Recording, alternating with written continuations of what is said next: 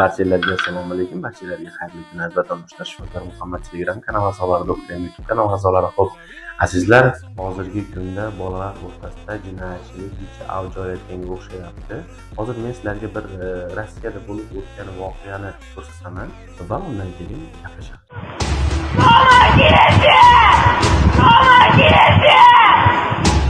Этот пронзительный, почти звериный крик 12-летнего Жени теперь уже навсегда останется в памяти его родителей. На видео у мальчика пробито легкое, удар ножом нанес его сверстник. Мальчики учатся в одной школе. Сквозь слезы окровавленный ребенок терпеливо идет к своему дому. Помогите! Кто-нибудь! Мне спину ножом проткнули! Мои друзья не забрали телефон! Ana azizlar, ko'rdinglar, bir bolacha ko'kragining orqa qafasiga pichoq urilgan holatda dod deb ketyapti. Videoda aytilyaptiki, buni o'zini do'stlari qilgan.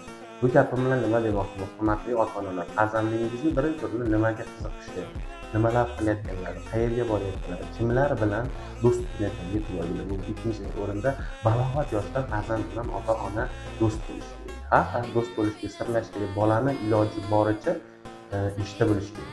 Har bir ota-ona shuning uchun o'z farzandiga doim mas'ul bo'lib qanaqa. Boyaga aytganda kim bilan do'st bo'lyapti, qayerga boryapti, nima ishlar qilyapti, PlayStation, har xil telefondagi o'yinlar yoki bo'lmasam diniy oqimlarga kirib ketdi.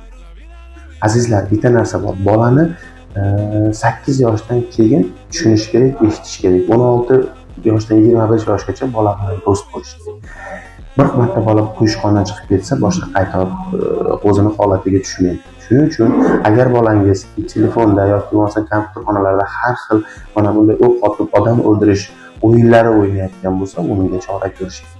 Chunki shu narsa bolani zehni, asabi, ruhiyatiga ta'sir qilgan holda mana bunday keyinchalik o'zini yaqin do'sti, birodarlarga, sinfdoshlarga, xudo ko'rsatmasin, oila a'zolariga yomonlik qilib qo'yishdan qaytmaydi. Chunki ushbu o'ynayotgan har xil odam o'ldiradigan o'yinlar albatta insonni vahshiylashtiradi va ruhiyatiga qattiq ta'sir qiladi. Bola bilan qanday muomalada bo'lsangiz, kelajakda shu boladan shunday odam chiqadi. Bonapart Napoleonni enagasi va uning onasi janob turing sizni buyuk ishlar kutyapti deb bolaga shunaqa shirin muomala qilgan. Haqiqatan Bonapart Napoleon tarixda yozilib qoldi.